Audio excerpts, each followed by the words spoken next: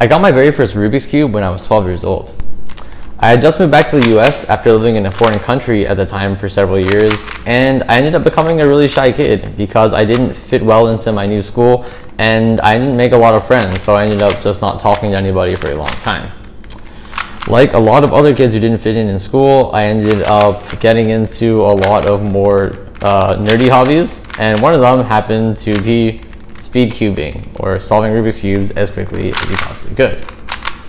There was a kid named Simon Lee at the time who was the very first kid that I saw solving a Rubik's Cube, and he wouldn't tell me how to do it, so I spent my entire summer just studying various internet forums and posts and books and tricks to learn how I could solve the Rubik's Cube for myself. After I had finally accomplished it, I was really surprised because this was something that I thought was completely impossible to do, but I ended up doing it by myself, and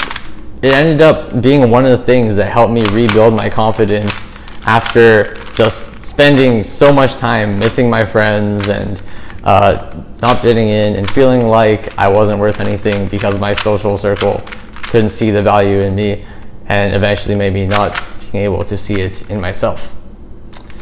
So yeah, for me, Rubik's Cubes are not just a cube or a toy, but it's a constant reminder that even if something seems impossible to achieve,